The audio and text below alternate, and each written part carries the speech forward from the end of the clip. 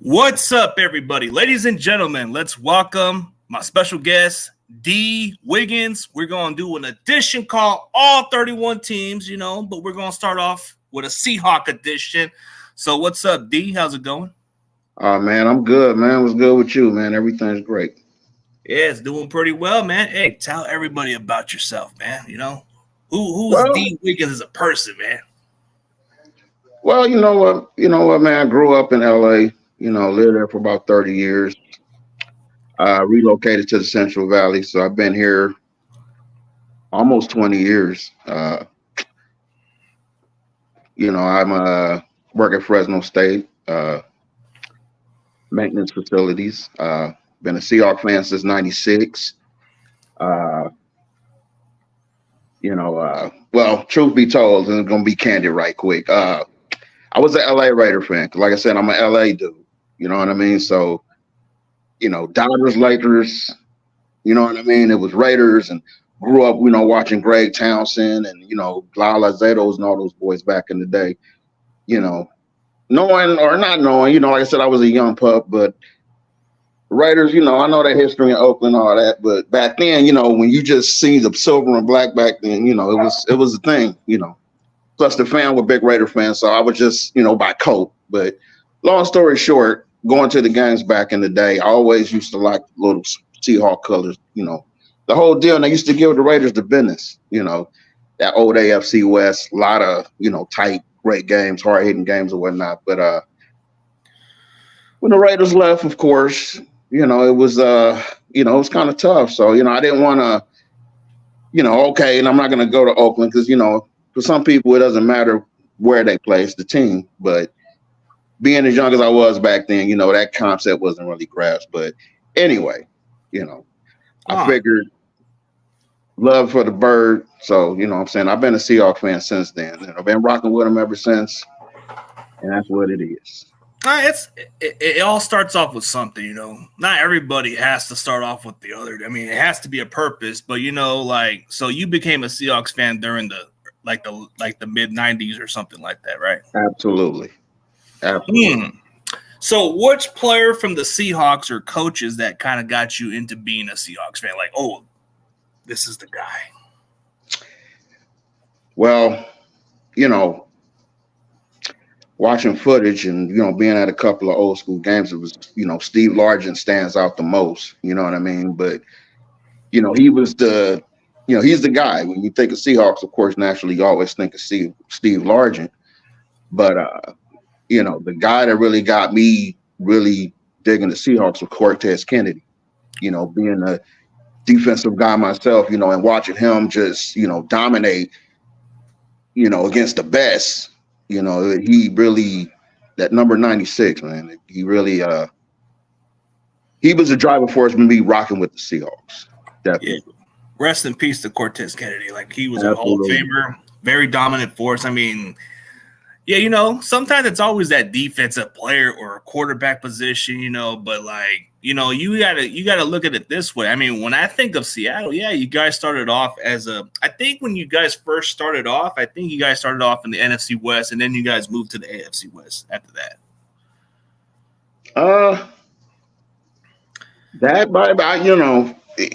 I thought they started off with the AFC West, but there you might be on to something. They went from the NFC to AFC, of course, back to the NFC since 2002. They had some great games in the AFC West. I mean, they just didn't, different era, small market. You had your great players, but you didn't have, the whole complete team on both sides of the ball back then. We just, no knock to Jim Zorn and all those boys back in the day, but, and Jim, we had our years. We struggled, you know what I mean? And, I know we catch a lot of flack for being being around since 76 and only winning one Super Bowl in so many years. But hey, it's not easy getting there. And, even with you guys winning 5, you guys made it look easy winning 5. But at the same time, it's like, you guys had a lot of great players. So, we had a few. So there's that difference in that contrast that, people kind of overlook. Yeah, we had Steve Largent, but outside of that, who do we have? We had a lot of great players through the organization. Joey Galloway, Benny Blades, I can go on and on. Chad Brown, a lot of people don't, Eugene Robinson, the original 45, Howard Easley, what I'm saying? He was one of the hardest hitting safeties in the game back in the day, even before Bam Bam Cam, you know what I mean? So with that, like I said, when we won in 2013, we had LOB, we had the Jimmy Russell Wilson, who people didn't really know about, and they kind of slept on him being the pick he got picked at, and Punk Matt Flynn for his starting job, and bam, we caught lightning, caught lightning in a bottle. You know what I'm saying? Well, I would say that LOB defense was probably one of the top 10 defenses of all time. As far as tone setting, like the way they played the game, the physicality, the attitude, the confidence, you couldn't take that away from what they did. Like what Pete Carroll did in his tenure in Seattle is just unforgettable, because this man not only just turned around that culture, they got a Super Bowl out of it. Exactly. And, us getting Pete Carroll, and like I said, big ups to Chuck Noll, rest in peace. Mike Holmgren, who he got us there. Much love for Pete, because Pete got us to the promised land. But, Mike Holmgren got us a taste of what that Super Bowl was about, for against Pittsburgh. Yeah, Mike Holmgren was a huge foundation for Seattle. I mean, you brought in a guy that comes from the Bill Walsh coaching tree that brought the West Coast offense, and Matt Hasselbeck became such a household name for you guys. I mean, I don't know. This may be a crazy argument, but if we're talking like a guy who deserves to be a legitimate Hall of Fame, I know some people may say, well, he had the best offensive line in football, but I think Shaun Alexander should make a strong case, man. Like, I think if people are going to say he's not a Hall of Famer, then what was Emmitt Smith with that offensive line? That's where I'm waiting for. I mean, Emmitt Smith was a great player too, but come on, are we going to ignore the big offensive line too? I mean, I can go with that argument. I mean, Alexander was he had one of the best all-around season with this amount of touchdowns, and he's not a Hall of Famer. Come on, man, that's unheard of. I absolutely agree, but all you can do is wait. You hope he can get in. Everybody want to put Marshawn ahead, what Shaun Alexander did, which is kind of unfair. Because like I said, he was a great running back for us for the years we had him, and, he's the forgotten guy, he's definitely the forgotten guy. But, like I said, we got a lot of great players come out of that organization, and, sometimes they just don't get the credit they deserve, because, like I said, it's really, you got to put the player with the team. It has to be a winning formula to go along with that. People will say Marshawn Lynch is that guy before they'll say Shaun Alexander, because they didn't seal the deal. But that's the raw end, that's the raw deal of the whole situation. Yeah, one of them got a ring out of it, and then Marshawn Lynch made the most out of those moments. But absolutely. I guess for my boy John Jay, I guess he asked how long you've been a Seahawks fan. Been a Seahawks fan since '96. I mean, it had started off there, but I guess you weren't there when they had Tom Flores, right? Like I said, I was what? They had Tom Flores. I was a young guy, and they only had him for a brief amount of time, but Tom Flores didn't really get his stripes until he went to the Raiders. But much love to Tom Flores. Big up. Yeah, big ups to him. I mean, even though you guys brought him in as like a big name market, he was actually a proven commodity, just couldn't do it over here. So, I mean, yeah, I'm going to give a shout out to one of y'all fan base, man. Seahawks Eddie, man. One of them good dudes down Tacoma, man. One of them cool guys, man. Like, if you ever get a chance to link up with him at a Seahawks game, he's one of them dudes that would be like one of them cool dudes out there. Well, big ups and shout outs to him, you know what I'm saying? And go Hawks. Oh yeah. So, since we're gonna go a little bit in the rivalry perspective, I mean, I know this has been the rivalry for decades now. This is kind of like a love and hate relationship, but I'm gonna Yeah, be honest. I'm gonna not the be last honest. four That games, though. 2013 stings, man. It still Not stings. the last four games. In the last four games, you guys have been showing a pretty tough dominance against us. But it is what it is. We're in influx. There was, we all had our years. You guys had your down years, and we were doing our thing. So, but the rivalry, just talk about this now, I get kind of excited about it because, I remember there was a time when the rivalry was just starting. We were just kind of getting our bearings with the guys we had, and a lot of Niner fans out here was really just like, man, okay, whatever, and then things happened. Like you said, 2013 happened. A lot of things happened. Some great games in between there, and so now it's like, right now we're getting the bad end of the stick right now. But Yeah. We'll see what happens. Like I said, we got some pretty good free agents that came in. We did solid on the draft. I would have liked us to work on our offensive line more, but we got some guys that's developing. Maybe Coach McDonald can come in there and allow the guys he hired to maximize the potential of these guys.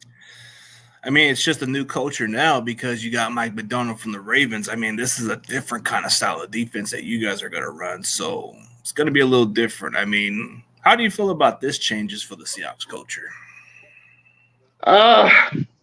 Long overdue. Pete Carroll, I just think after a while that message got stale. The culture was there. The culture was still intact, but I just think we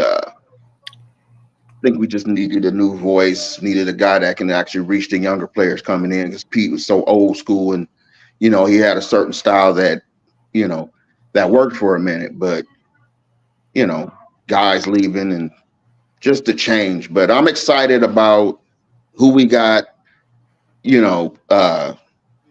getting Murphy as early as we got him, which was a smart decision to get. Let's put the brakes on trying to say he's the next Aaron Donald. Let him be the first. Let him prove otherwise. Let him prove otherwise first. I mean, Absolutely. Let him be the first Byron Murphy before we can label him the next Aaron Donald. I know you always seem to come up with that, like let him be this. I can see where you're coming from, but I know you're gonna have something to say about this. Especially Geno Smith, bro. Like, I guess in his perspective, you guys need a new quarterback, right? Yeah. I guess in Geno and trust until he gives us a reason not to. So we'll see. I got my dogs back there barking. Got a little bit of groceries coming in. About to put some on the grill, but I can multitask. Oh, that's all good, bro. But yeah, I mean, you're like one of them dudes that kind of keeps it like real. But yeah, I guess we kind of had the same schedule. We worked the night shifts and all the other stuff, and we're not too far off from the area, so we kind of have something all in common, just a division perspective. Absolutely. Well, the only thing we don't have in common is, like I said, you guys, been pretty dominant against us. So just kind of want to see some balance come back in terms of that. I mean, let's be honest. For decades, you guys have given us the most problems. I mean, out of all the divisions. I mean, we given the Rams the most problems, but you guys have given us the most problems. True.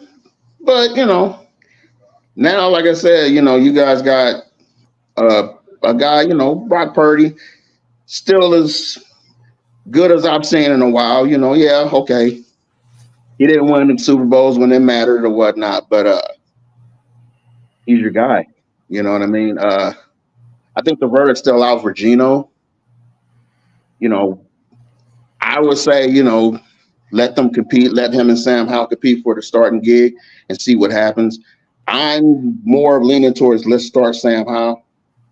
I know they said we need a new QB. We've been needing a new QB for a while, so that's nothing new. You know what I'm saying? It's just the question is, how can we maximize Geno's ability and for him not to turn the ball over or, put us in a position to lose games, or bring in this guy Sam Howell, who had some decent games in Washington for the Commanders, and there's a lot of potential there. I mean, Sam Howell is a young kid. I think what's good about Sam Howell was he was put in a bad situation in DC. So you look at his numbers, it's kind of like crazy that he was on a bad team and he still was able to produce. But I think with Seattle surrounding him with better talent, I think this is I may go crazy about this one, but I think Sam Howell might even be the better quarterback than Geno late in the season. I think later in the season, you're going to see Sam Howell take over. I think that's what's going to happen. I agree. Geno, okay, I guess you're the starter by default, but we'll see. Like I said, we got a new offensive scheme coming in, new defensive scheme coming in. I'm not really too much worried about the defense because we got some pretty solid players coming back on the defensive end, with the addition of Kayvon Wallace at safety, which would bring actually some more depth actually. So, and like I said, the couple of draft picks we got, looking at, the tape and when they were in college, and like I said, I feel good about our chances. We should be able to compete, maybe be a little better, but like I said, it's all predicated to what we do as the quarterback position. Will Geno, be solid and not make those mistakes that cost us games, or let the young kid Sam Howell come in, and see what he can do. Yeah, I think that's what could possibly happen. And I guess my boy's saying hot take with Geno lost his OC, so he will decline. I think possibly because you guys have a new OC, so it's going to be a little challenging. So maybe Sam Howell might just be the savior. You look at Seattle's defense. I expect this defense to be a little bit better than they've been in the previous years because let's be honest, when the last previous years with Pete Carroll, that defense has declined significantly badly. If it wasn't injuries, it was, like I said, we just didn't have a lot of depth, couldn't stop the run. But now, like I said, we've kind of showed up to, all the defensive line issues, bringing Jonathan Hankins over. And that was big. I think that's going to be like the sleeper free agent move that everybody's going to sleep on. Put big Jonathan Hankins in the middle and let Byron Murphy learn from that guy. And I mean, I'm excited about that aspect of it, being a dude from the trenches. Like, that's what I'm excited about is we're going to finally be able to actually disrupt, plays and disrupt the quarterback of what he wants to do on some teams. And I'm excited about that because I think that's what we were lacking the last few years. Yeah, Hankinson's a good run stopper, like from his time in Dallas and the Raiders. I mean, you saw he was a big body guy. I mean, you guys got Leonard Williams, he's very versatile, very good. But I think that's going to be the interesting part about Seattle's defense is maybe they might be able to have a great top defense, but maybe their offense might be the one that might be the question mark because I think the defense under Mike Macdonald, it's going to have at least top 10, if not better, because he's got a good track record when it comes to what he did with the Ravens defense. Maximizing those guys' potential. I mean, I'm excited. Then, like I said, we got, our secondary, those guys coming back. And like I said, it's just going to be interesting. It's going to be real interesting to see exactly how different this defense is going to be. Yeah, a little different style. It's not going to be exactly how it was run under Carroll. I think it's going to be, like you said, maximize the talent the way they're supposed to be used. I mean, I think the interesting part about this division, I mean, it can be the Rams or the Niners. Maybe Seattle might just, sometimes that first-year hire head coach, they tend to surprise people. So you never want to sleep on any other team right now. I mean, it's not like Seattle has two good – I mean, they actually got three potential number one receivers. I mean, you look at what Smith-Nigma did, he could have easily been a top receiver if it wasn't for Lockett at that spot. And which was surprising that we actually kept Lockett, but there's a reason for everything. I just think maybe it was cheaper to keep him. Everybody say he's old, but he can still go out there and produce at a high level. He'll still go out there and get you, 70, 80 catches. But Smith Najigma, it's he's ascending, and like I said, he did some nice things, in this rookie season, and that gave me a lot of hope and promise that we'll be okay. DK is DK. We just kind of hope he gets a little more dog in him and less more diva, and then just go out there and just do what we know that you can do. Being as tall as you are and as physical as you are, and how you can go get the ball. Now that's also predicated to having what the quarterback is going to be able to bring to that. Oh yeah, like it really depends. But this is the player that Seattle did drafted from Auburn. Thoughts on this kid? Thoughts on Livion Purkett? I think he was the one you guys got from Auburn or something. From Auburn, we actually got two guys from Auburn. He stands out because he's such a play disruptor. Very physical. Will get after the ball, disrupt the wide receivers. You know what I mean? So he was solid, very solid pick. Shored up a definite strength that we're going to have from that back end of that defense. With Devin Witherspoon and Tariq Woolen coming in, I get excited just thinking about it. Like it's going to be exciting. It should be promising. It should be a little more promising, but I mean, just on paper, it looks good for Seattle. But I don't know why it's the pass defense. Like, what is it with your guys' secondary? It seems like is it just not gelling with the system, or is it just they're just not? Again, It was predicated to Pete Carroll, older coach, different kind of, message that wasn't resonated with these young guys. I just think it was the message got stale, and, they were kind of dropping the ball with certain players that they were, picking. And but like I said, they did well with Witherspoon. They did well with Woolen the year before that. Like I said, we're a young team, and it's been a few years, but I just think with Mike McDonald coming in, a younger guy, his philosophy, the way he maximized the potential of the Ravens and almost got them to the Super Bowl. I mean, sky's the limit for that defense and that secondary, especially. Yeah, they should be able to maximize what they can be. I mean, you saw what Tariq Woolen did as a rookie, but even though last year he kind of declined a little bit, I mean, he's still like one of your best DBs out there. Sophomore jinx. Like I said, we was going through a lot last year. We were kind of banged up. We're in transition. I'm not going to say rebuild, because we still managed to win more than 5 games. So I'm not going to say rebuild at all. But we're like I said, it's more like a retool. Just loosening up some screws. You know what I mean? It happens with the best of teams. You know what I'm saying? You guys went through it for a few years, and then the minute you guys drafted Debo, you guys beginning to ascend and got some great picks, threw Kittle in there, you throw Ayuk in there, and now look, you had to give it time. So yeah, it takes time. It takes time for certain teams to gel at some point, but the knock on the Niners was we just couldn't stay healthy during those previous years with Shanahan before we started to click. I mean, it's all about staying healthy. It's all about getting the players at the right position. The surprising part about this draft pick was, man, how many wide receivers do we need?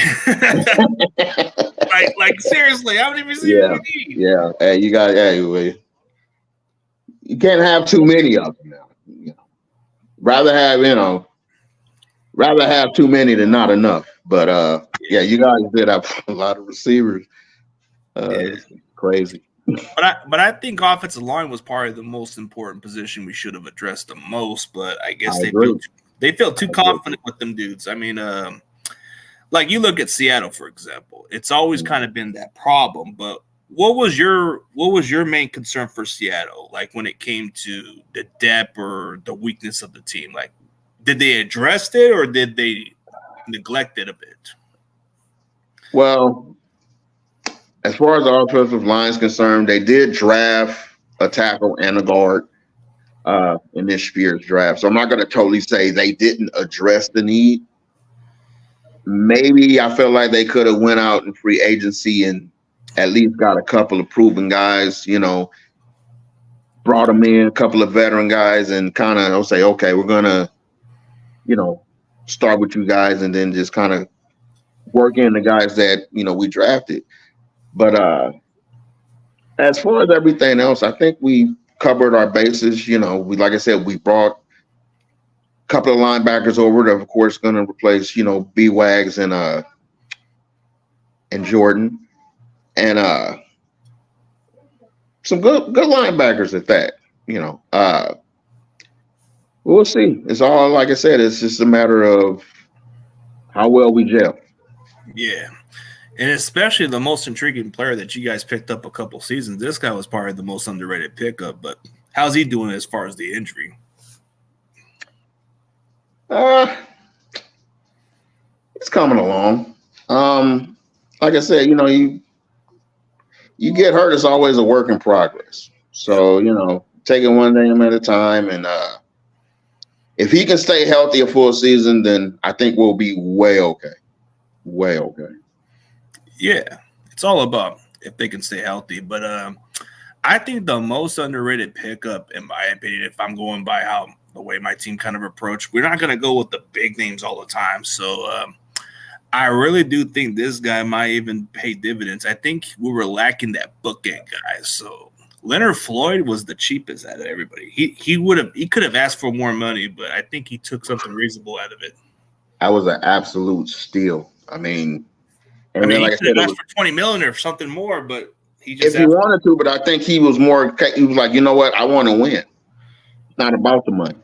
Yep. He wants to win the Super Bowl. You guys, you guys are probably the closest team to getting back there.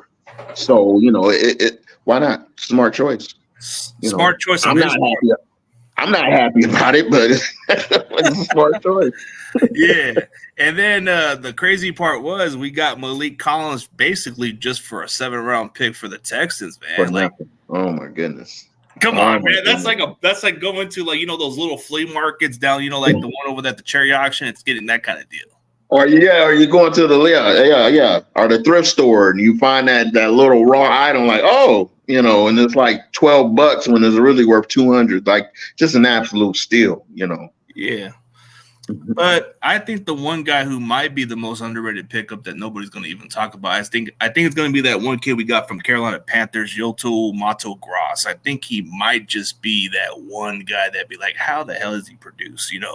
We had this one guy named Amenahu, we had that one dude, Amenahu. Then the previous years we had Arden Key. Nobody knew who they were, but they turned out pretty good. I think he might be the most underrated pickup, but I think the most intriguing part about Seattle this year was, you guys needed to get some linebackers, but Trayson Knight, I think he might be the most underrated. Hands down. This kid, if you got Lopa Tupu, okay, Lopa Tupu did yeah. I mean, Lofa's gloating over this kid. And, if Lofa's gloating over this kid, then I know he might be something special and, underrated, but hey, you got to grab them hidden gems. And I think, hopefully, he can come in and make an impact and, who knows, bring some of that great college play to the professional field. Oh, yeah, absolutely, bro. Like, as far as, the season, I just can't wait for it. But, we're scratching and clawing for it. But, speaking of college football, I mean, who do you follow on college football? Fresno State Bulldogs, or you follow a different kind of college team? Being an LA cat, I'm Trojan born, Trojan bred, but it's crazy with college. I just, I love USC growing up, whole family's Trojans, but, you get older, I got a son that goes to Cal. He goes to Cal Berkeley. I'm working at Fresno State. So, you try to support, what you can support. So I can't say definitively now I have I got one college team. Guess it added on a little bit, but I'm excited about the college season. More the expanded playoffs or whatnot. So it's just going to be a very fun year college wise, and like I said, we get to see a lot of future guys that might be on either one of our teams. Yeah, they're going to be pretty interesting. I mean, especially the receivers from the USC. I would have thought they should have been a little bit drafted a little bit more. You know what's crazy? Brendan Rice going like 7th round. That just absolutely boggles me. But you know, I guess there's a reason why he did. But He was a big. Chargers snatched him up at the 7th round. So look for him to come out and play with a big chip on his shoulder and have one of those. Hopefully, he have like one of those breakout seasons like Tank Dell did at the Texans. Oh yeah, I think that's possible because Chargers. I think they just need him to be that slot receiver, which he can be. So he did it at UFC where he was a red zone threat. So it wouldn't surprise me. I mean, no. We've seen a lot of guys who have something to prove. I mean, like you just said, a good example. Like Brandon Rice went into the 7th round, was mind blown. I thought he would have been at least a 4th or 5th round at that point, or even higher. Even third. Yeah, I would say 3rd. I'm like, okay, somebody's going to snatch this kid up. But now, granted, he wasn't the best route runner. He had a little flaws, but I didn't think he was going to drop that low to where 7th round. Wow. Yeah. There's some good 7th-round picks that produced over the years. I mean, it doesn't matter what round you go to as long as you can play. I mean, Brock Purdy, I get it. I wasn't. I mean, Mr. Irrelevant, but he went from being the last pick, the measurables and all the other stuff. He was like, I guess they would say he was like a dollar store Baker Mayfield. I don't know. Well, he proved them wrong, didn't he? Yeah, he did. I wasn't quite buying into it until I started seeing him play. I had to be critical. I said, man, I don't know about this guy. We've seen guys who had this type of season and they don't pan out after that. So I'm like, can I see a little bit more? And I was getting a lot of heat for that. I was getting a lot of heat for just saying, man, I don't know about this kid. And they're like, oh, you're not a real fan. I'm like, why does it have to be that way? Can I see a little bit more out of the kid? Can I see a full season? Well, same thing with Geno. I used to catch hell from other Hawks fans. Oh, why are you bashing Geno? Oh, you're this and that. I said, look, it's nothing about bashing. You can see just like I can see. There's times where he makes mistakes when he shouldn't. And he's an 11-year vet. Excuse me for expecting more out of a veteran quarterback who's been in certain situations to know he shouldn't make the mistakes he makes. And that's just being fair. But I would love to see Howell come in and Sam Howell come in and just bring a fresher approach at the QB position. Who knows? Pair him with those receivers we got. See what we got. It happened for Russell Wilson. Why can't it happen from this kid? Put him in. What harm could it do? It's not like Sam Howell was a bad quarterback in DC. They just moved on because they wanted to get Jaden Daniels. Let's be honest. Absolutely. Well, it was better for them to get it than, better for them to get him.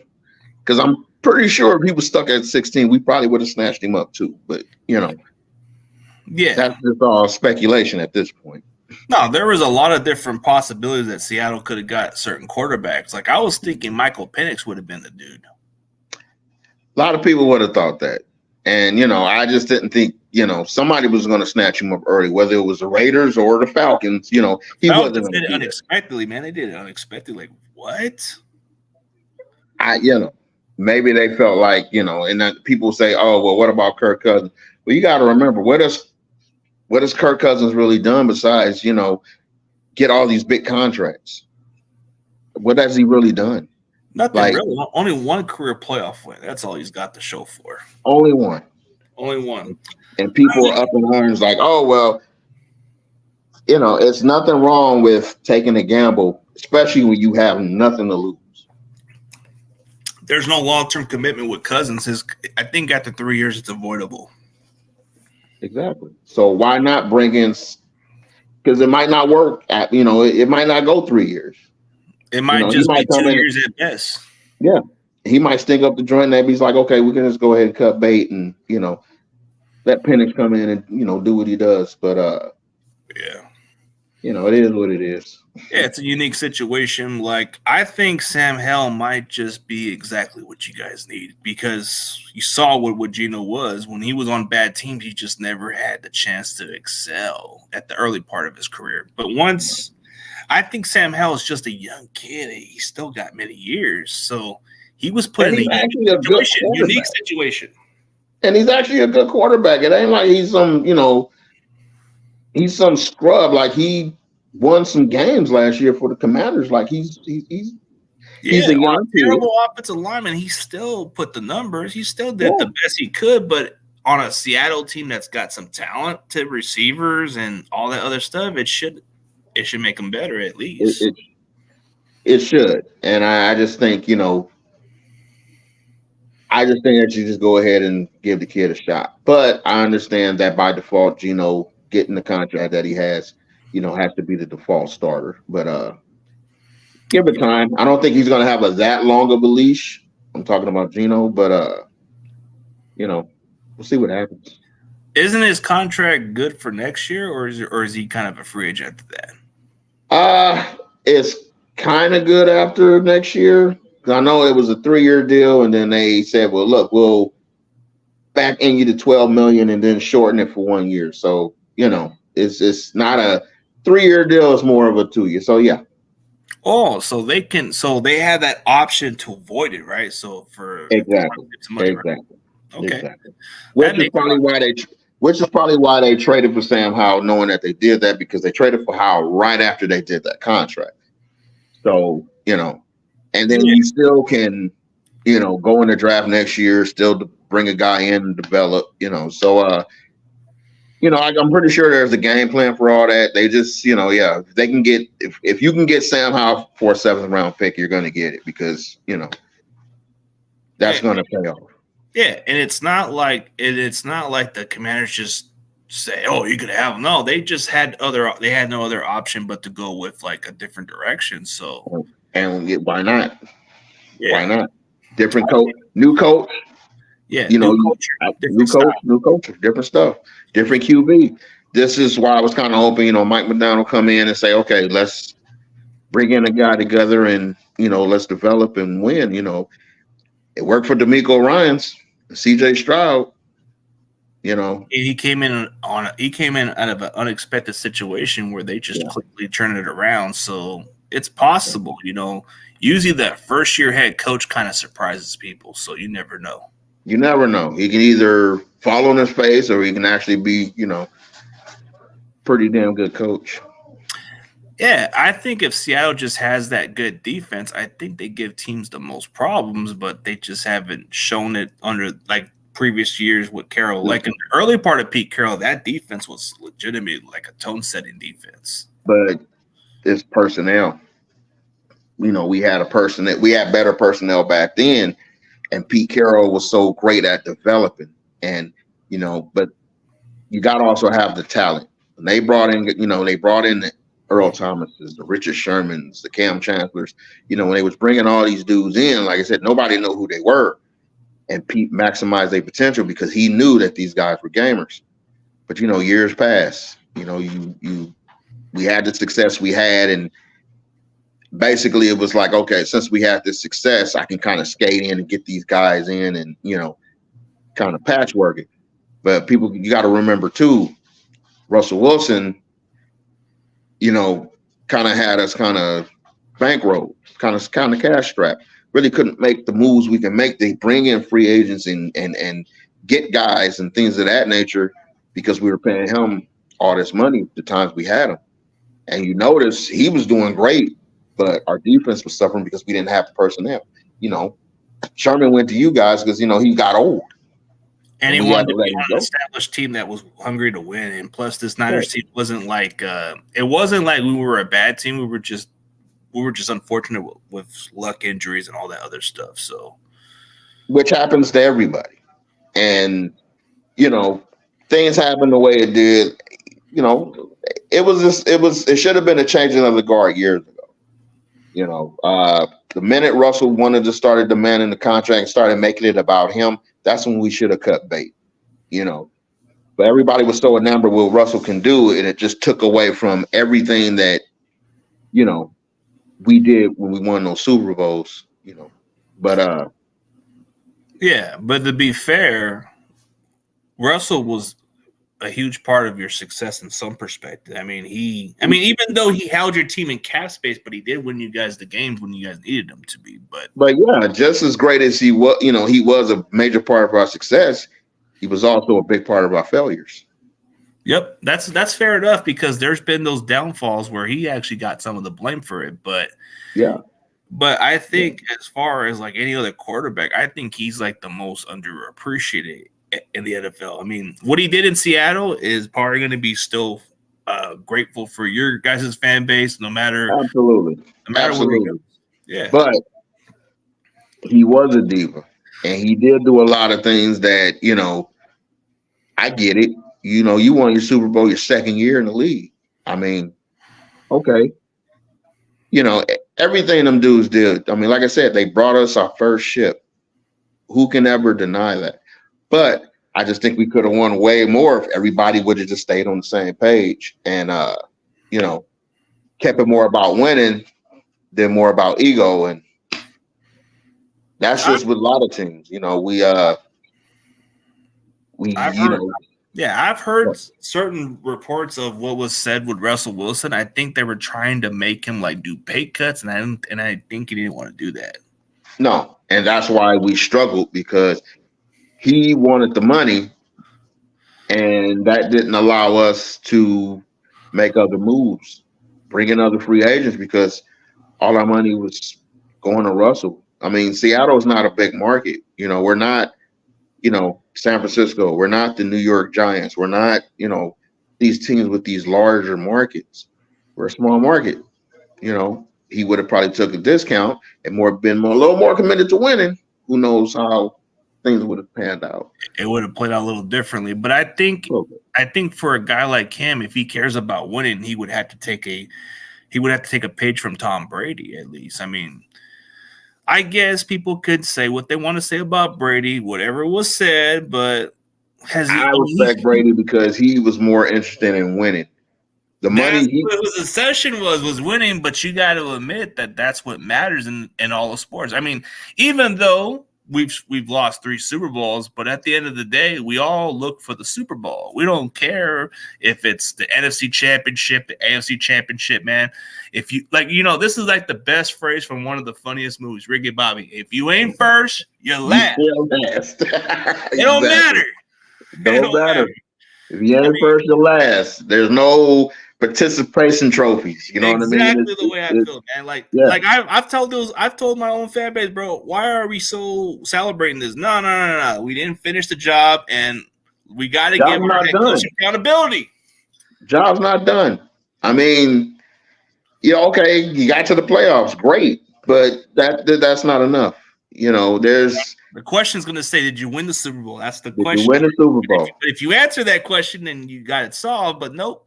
And the thing is, like, people still, what about Russell throwing it after one? This is the thing about that.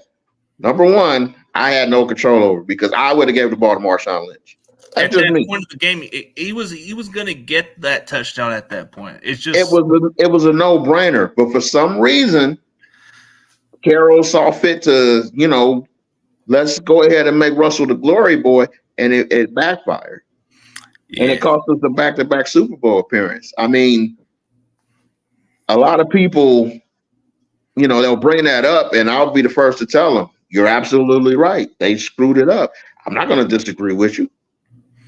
Yeah. I get a lot of flack. Oh, well, what?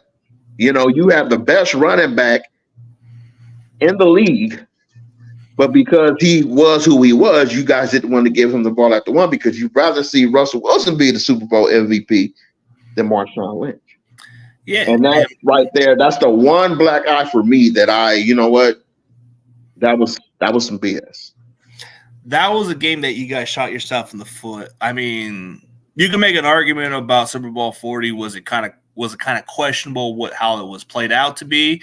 But if you look at the Super Bowl where you guys were playing the Patriots, man, you guys had it at the grass to repeat, man. And it just slipped in the fingers because you guys wanted to be a little too cute, man. That's what really hurts. And that's what it boiled down to, and we paid for it. And like I said, that's just the thing. Got to live with it. You know how it is. I mean, we always got to live with, y'all got to live with choking 3 times, and I'll just say choking. I'm not going to even say, but you know what? I'm gonna be real with you. Everybody say choke. I mean, I guess it's a fair assessment because you didn't win, but that's also a testament to that Kansas City team and that boy Patrick Mahomes. I mean, it's hard to beat Mahomes when it's hard to beat him. He's been in this. People can say what they want. Yeah. I mean, not to discredit what Patrick Mahomes did. I mean, he's done it multiple occasions before that Super Bowl. I mean, you saw what he did with Philadelphia. Philadelphia had a chance to close this game too. So you had the Houston Texans. They were up by, what is it, like 24-0 or something? I don't know what it was, but it was one of those games. 24-7 or something like that. I'm not sure. And they came, and the Chiefs came back and won that game. I mean, you saw different games where they should have won, but I think the biggest threat to Mahomes is just a Joe Burrow Bengals team. I think when Joe Burrow is fully healthy, that Bengals team is going to give a run for the Chiefs. If Joe Burrow can stay healthy. If Joe Burrow can stay healthy, then I can say the Bengals are just that elephant in the room. We all have our kryptonites. That's for sure. Absolutely. And right now, okay, to keep it real, right now, the 49ers are our kryptonite. I mean, 4 straight games in a row. You guys were, but not so much, man. It's like, well, we still hold You hold the meaningful part, which. What I'm going to say, it stinks. You left that mark and it stinks. It can go on for centuries for all I care, bro, because it's still something that matters. I mean, you believe that. You believe that. Yeah, Seattle won that game. That was the ultimate sting to us. That was something that we were never the same. You guys, it took us almost decades to be relevant once again. That championship game, what happened in Seattle was – it was never the same. Oh, you mean the one hand, the Sherman one hand? Yeah. Okay, that one. No, there was different kind of like setting plays, like the Bowman fumble recovery. They kind of like overturned it. I mean, not overturned it, but they didn't even like have him get the recovery, even though that play was questionable. But I'm not going to go on with that. There's different controversials. I know for some Seattle fans, there were some plays you guys felt screwed over the years, but you guys got your dividends, They call it the Fail Mary for the Packers and all the other stuff. I get it, man. But hey, sometimes everything goes in our favor. Like, remember when Matt Hasselbeck says we're going to receive the ball and we're going to score? And we're going to score, and we didn't score? Yeah. Yeah. That was like, when I saw that play out, I was like, what the heck does this guy say? Even I was like, dude, what are you doing? I'm like, if we were in Seattle, I probably wouldn't have said anything. But, bro, we're in Lambeau where they don't lose. That was terrible. Yeah. I was like, dude, come on, man. But that's a growing thing. You had to learn from it. The confidence was something. I don't have a problem with the confidence, but saying that. And then I love it. I love the confidence, but dude, that's a lot of pressure. That's a lot of pressure. Yeah, it was. But, dude, speaking of it, bro, we've been going on for at least – almost 50 minutes, bro. It's been a good conversation. And hey, maybe down the road we can definitely catch up. And maybe down the road, bro, we can definitely catch up. Just let me know what you got available. And for everybody else, man, hey, Big D, you're an OG of the Seattle fan base. I know. I mean, we're looking forward to this football season for sure. Oh, absolutely. I can't wait till the season starts. You know what? I had a good time, man. Love talking some good Seahawks 49er football. Hopefully, like I said, hopefully this, we got a good game coming up this season. And like I said, looking forward to jumping back on with you and talking some. Oh, yeah. And hopefully maybe down the road we can link up to a Niners and Seahawks game at some point down the road. That'll work. Yeah, we definitely got to link up for that for sure.